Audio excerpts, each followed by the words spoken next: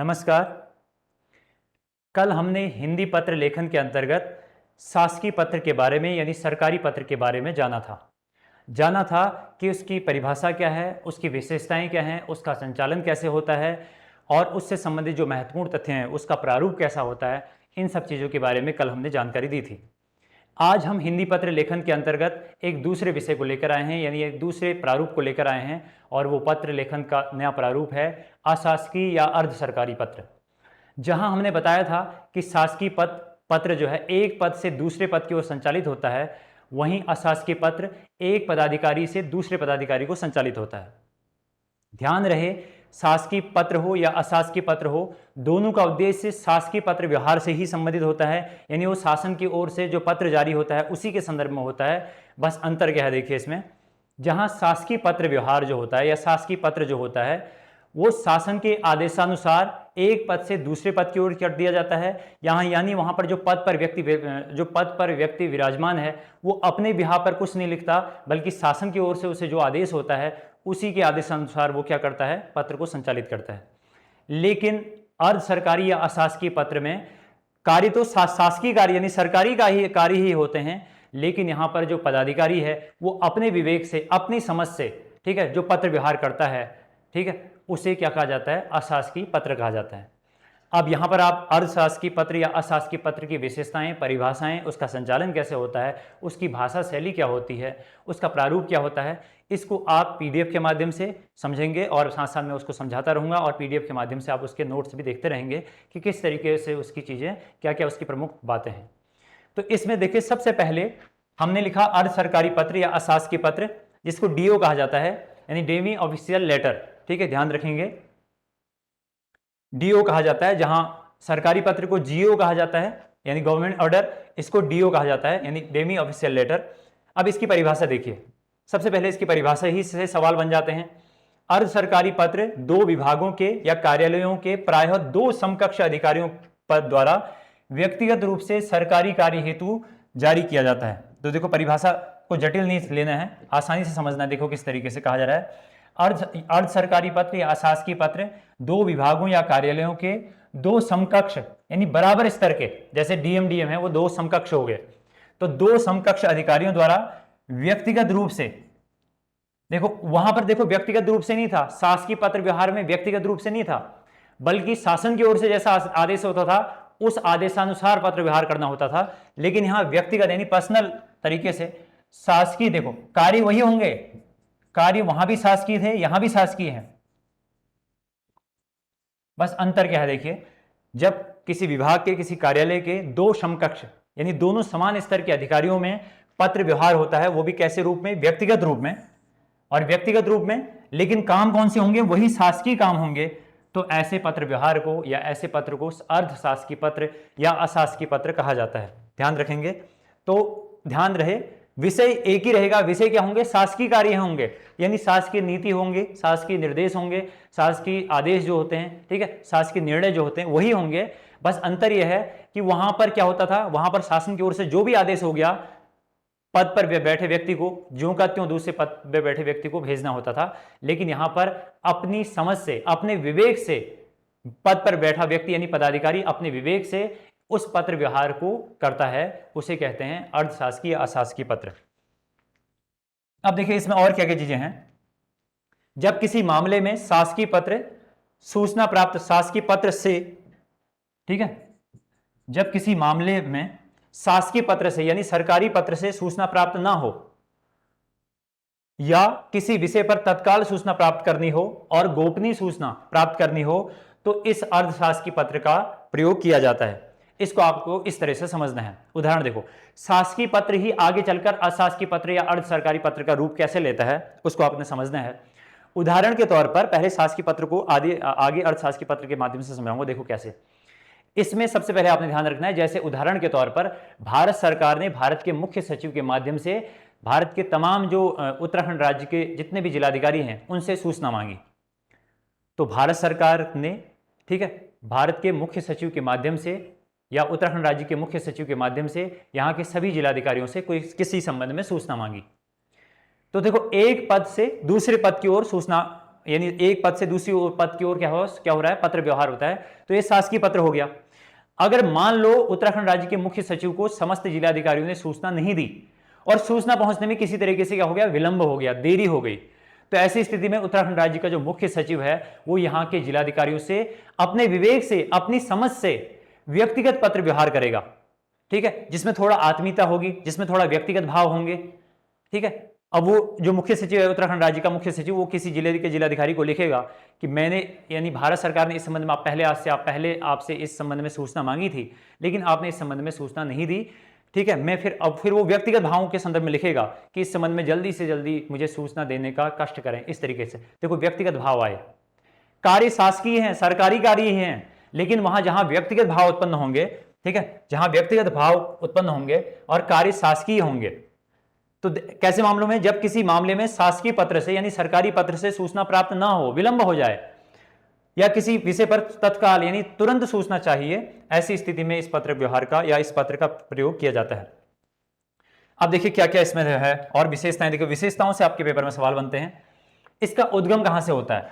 उद्गम होता है पदाधिकारी से। अब आप सोच रहे होगे पद और पदाधिकारी में अंतर क्या है? पद यानी शासन की ओर से जो आदेश जारी होगा, पद पर बैठा व्यक्ति उसको ज्यों का त्यों अगर फॉलो करे तो वहां पद से पद हो गया। लेकिन जहां पर शासन के आदेश को या शासन के किसी कार्य को पदाधिकारी, पद पर बैठा हुआ व्यक्ति अपने अनुसार, ठीक है, यानी अपने विवेक के अनुसार कार्य करने लगे, यानी पदाधिकारी के तौर पर कार्य करने लगे, ठीक है, तो ऐसी स्थिति को कहा जाता है अशासकीय पत्र या अर्ध सरकारी पत्र। देखिए इसका उद्गम कहां से होता है? इसका उद्गम एक पदाधिकारी से दूसरे पदाधिकारी की ओर या फिर व्यक्ति की ओर।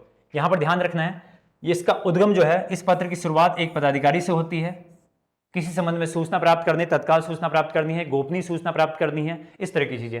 तो किसी पदाधिकारी से, किसी पदाधिकारी या फिर किसी व्यक्ति से भी। अब देखो पदाधिकारी से पदाधिकारी के बीच होगा तो दोनों क्या है? शासकीय व्यक्ति हैं, यानी दोनों शासकीय व्यक्ति हैं। लेकिन पदाधिकारी किसी व्यक्ति से अगर सूचना प्राप्त करेगा या किसी उसको सूचना देगा या उसी संबंध में किसी चीज से सूचना प्राप्त करेगा, तो ऐसी स्थिति में ये तो ठीक है, ये तो शासकीय व्यक्ति है, लेकिन ये क्या है? ये नहीं है, ये शासकीय व्यक्ति नहीं है, ठीक है, एक आम नागरिक है, तो ऐसे भी सूचना प्राप्त की जा सकती है। ध्यान रखेंगे, अगर उद्गम पूछे तो पदाधिकारी, गंतव्य कहां, यानी प्रेषक पदाधिकारी होगा और प्राप्तकर्ता भी, यानी प्रेषित भी कौन होगा? पदाधिकारी होगा। लेकिन जो प्राप्त करने वाला है, भेजने वाला तो हमेशा पदाधिकारी होगा, लेकिन प्राप्त करने वाला कोई पदाधिकारी भी हो सकता है, कोई व्यक्ति भी हो सकता है। पदाधिकारी तो आप समझ गए, देखिए किस तरीके से, जैसे एक समकक्ष अधिकारियों के बीच होता है, जैसे मान लो एक डीएम ने दूसरे डीएम से किसी संबंध में सूचना मांगी, तो समकक्ष अधिकारी हो गए, समक्ष यानी एक ही स्तर के अधिकारी हो गए। लेकिन एक पदाधिकारी, जैसे मान लो डीएम है, वो किसी एक स्थान के, जहां का वो डीएम है, वहां के किसी व्यक्ति से किसी संबंध में सूचना प्राप्त करना चाहे।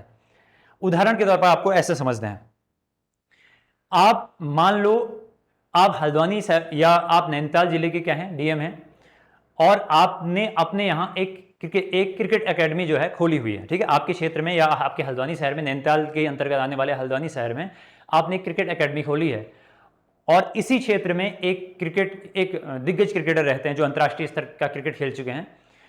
तो इस संबंध में आपको ऐसी सूचना या उनसे कोई सहायता लेनी हो, ठीक है, किस तरह की सहायता? आपके यहाँ क्रिकेट एकेडमी जो खुली हुई है उसको प्रमोट करने के लिए आप उस जो आपका अंतर्राष्ट्रीय स्तर के खिलाड़ी हैं आपके क्षेत्र में रहने वाले, उनसे आप किसी संबंध में क्या चाहते हो? मदद चाहते हो। किस तरह की मदद? ठीक है, प्रशिक्षण को लेकर या दूसरे संबंधों में उनसे मदद लेना चाहते हो। तो ऐसी स्थिति में जो डीएम उस व्यक्ति को, जो क्रिकेटर हैं, उनसे जो पत्र व्यवहार करेगा वो भी एक तरह का क्या होगा? अशासकीय पत्र होगा। तो ध्यान रखेंगे, पदाधिकारी को लिखे तब भी अशासकीय पत्र, या पदाधिकारी किसी व्यक्ति विशेष को लिखे तो वो भी आपका अशासकीय पत्र ही होता है, ठीक है, ध्यान रखेंगे। अब देखिए और क्या क्या इसकी विशेषताएं हैं। यह बराबर के स्तर के अधिकारियों या अधीनस्थ अधिकारियों के लिए लिखा जाता है। ध्यान रखिए, सामान्य तो अगर आपके पेपर में आएगा कि यह जो अशासकीय पत्र है इसका जो संचालन होता है कैसे होता है, ऑप्शन आपके में आएगा समकक्ष अधिकारी, आपके में आएगा अधीनस्थ अधिकारी, या फिर आपके में आएगा अधीनस्थ अपने से उच्च अधिकारी यानी वरिष्ठ अधिकारी, और चौथा ऑप्शन आएगा उपरोक्त सभी। तो आपका ऑप्शन उपरोक्त सभी है, क्योंकि विशेष परिस्थितियों में अधीनस्थ और इसके अलावा अधीनस्थ के साथ साथ उच्च अधिकारियों, ठीक है, इसके लिए भी किया जाता है, लेकिन ये विशेष परिस्थिति में होता है। सामान्यतः यह बराबर के स्तर के अधिकारियों के बीच होता है, ठीक है, ध्यान रखेंगे, बराबर के स्तर के अधिकारियों के बीच होता है। तो ये पत्र व्यवहार कैसे होता है? बराबर के स्तर के अधिकारी, जैसे मैंने कहा डीएम और डीएम के बीच। लेकिन विशेष परिस्थितियों में ध्यान रहे, विशेष परिस्थितियों में विशेष परिस्थितियों में यह अधीनस्थ यानी अपने से कनिष्ठ अधिकारी, छोटे अधिकारी और अपने से उच्च अधिकारी, इनमें भी इसका ये पत्र व्यवहार किया जाता है। ध्यान रहे आपको, ठीक है। इसका संचालन कैसे होता है? संचालन इसका द्विआयामी होता है। कल आपको बताया था द्विआयामी क्या है, ठीक है। द्विआयामी मतलब जैसे एक यहां पर देख लो, ऊपर समझ लो, द्विआयामी यानी 2 डायमेंशनल। वो द्विआयामी होगा कैसे? जैसे इधर से पदाधिकारी ने पत्र व्यवहार किया इधर को, इस पदाधिकारी को, और फिर इस पदाधिकारी ने इस संबंध में इसको सूचना दी, तो द्विआयामी हो गया है, यानी 2 डायमेंशनल हो गया। इधर से सूचना इधर दी गई, मतलब इससे प्रश्न पूछे गए, कुछ सवाल पूछे गए, किसी संबंध में सूचना मांगी या कुछ भी किया, फिर इधर से जो जवाब आया तो ये द्विआयामी हो गया। इधर से भी पत्र व्यवहार हुआ, इधर से भी, तो ये द्विआयामी हो गया, ठीक है, ध्यान रखेंगे। तो ये आपको शासकीय पत्र भी द्विआयामी बताया था, ये भी द्विआयामी होता है। अब इसके देखिए और क्या क्या चीजें हैं, द्विआयामी होता है। और अगला इसकी विशेषता क्या है? अनौपचारिक भाषा शैली में लिखा जाता है। अब देखिए, पत्र औपचारिक है लेकिन भाषा शैली क्या है? अनौपचारिक है। जब मैंने आपको प्रारंभ में बताया था वहां अनौपचारिक भाषा शैली या अनौपचारिक पत्र क्या होते थे या अनौपचारिक भाषा क्या होती थी, जहां पर व्यक्तिगत भाव लिखे जाते हैं, जैसे हम अपने किसी निकट सगे संबंधियों को लिखते हैं व्यक्तिगत भावों के साथ, उसी तरह की यहां पर भाषा शैली होगी।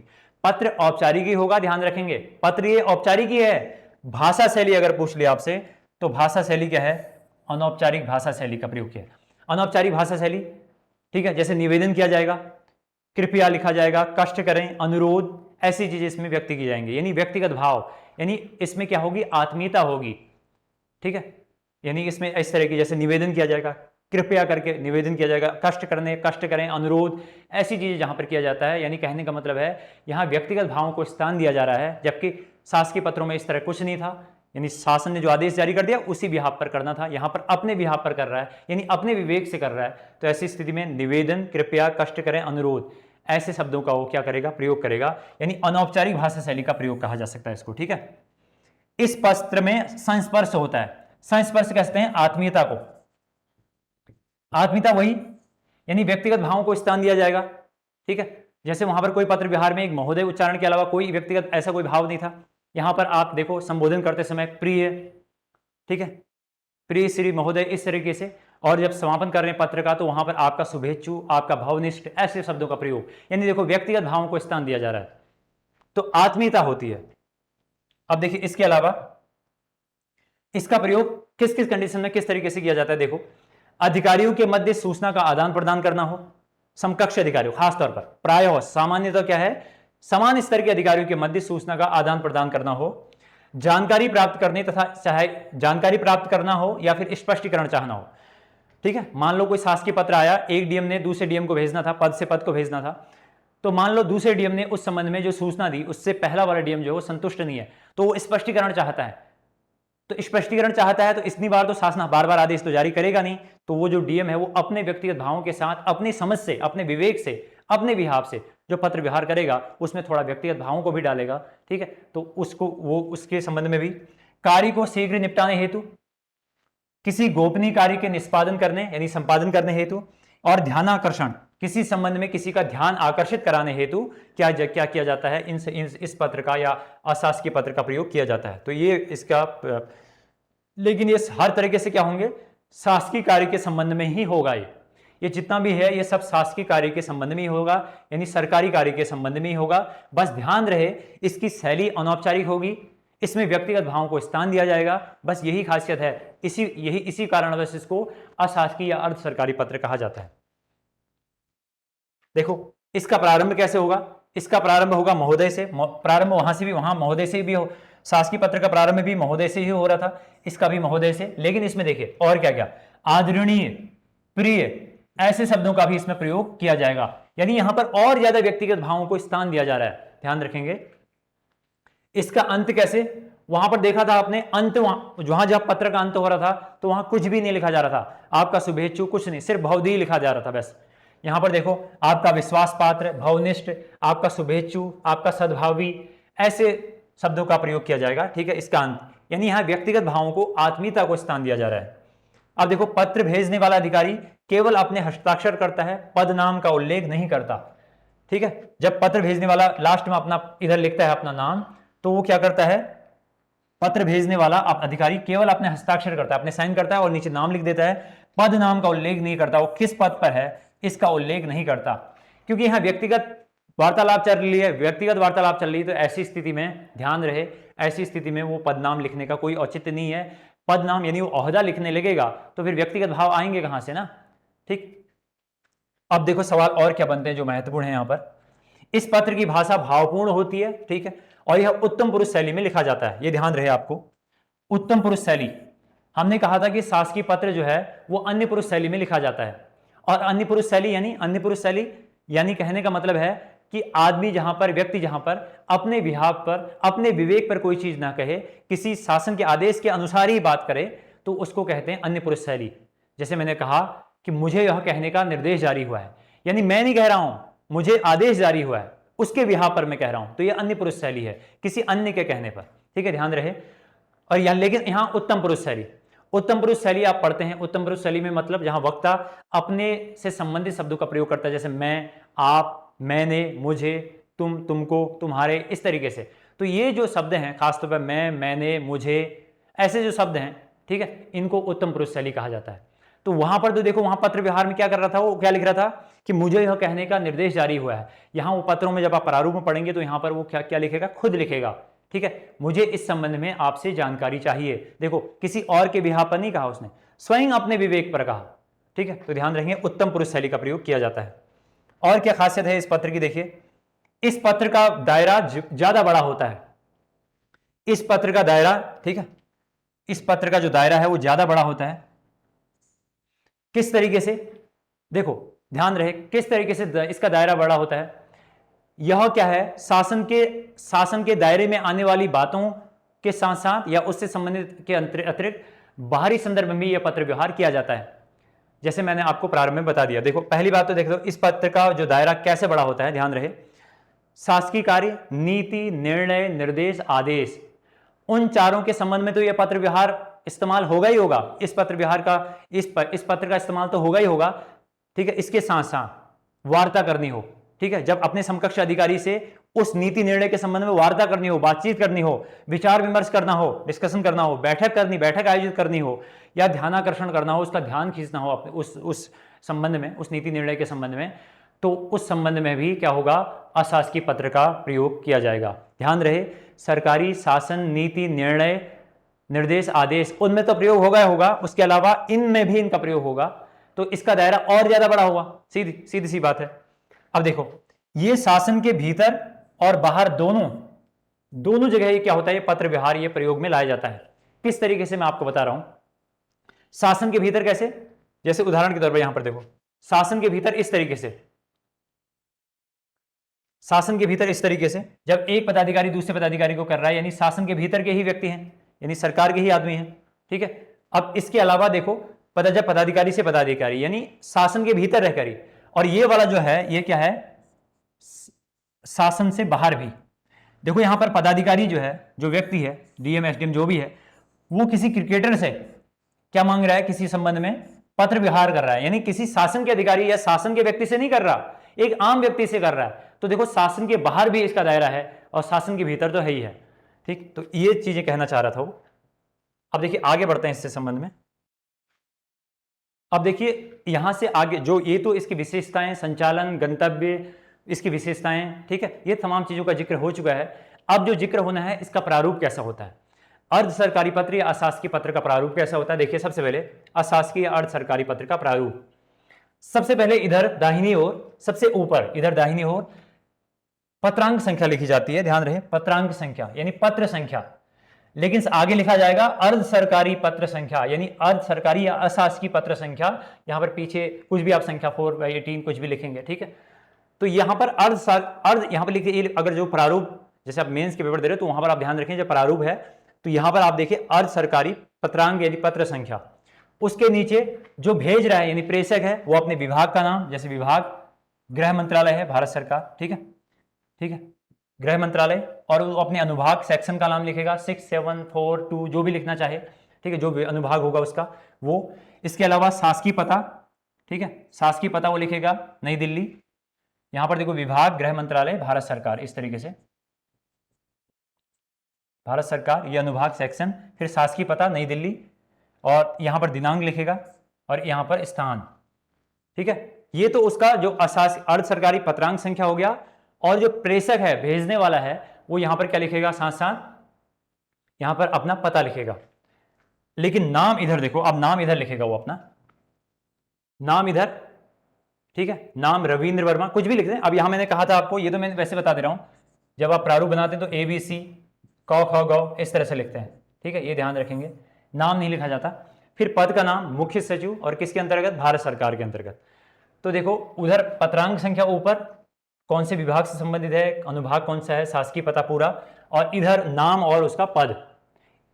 ये पूरा प्रेषक का हो गया, यानी इधर नाम हो गया, इधर पद हो गया, और इधर उसका किस विभाग से संबंधित है, किस अनुभाग से है, और शासन का उसका शासकीय पता क्या है, ये पूरा इस तरीके से।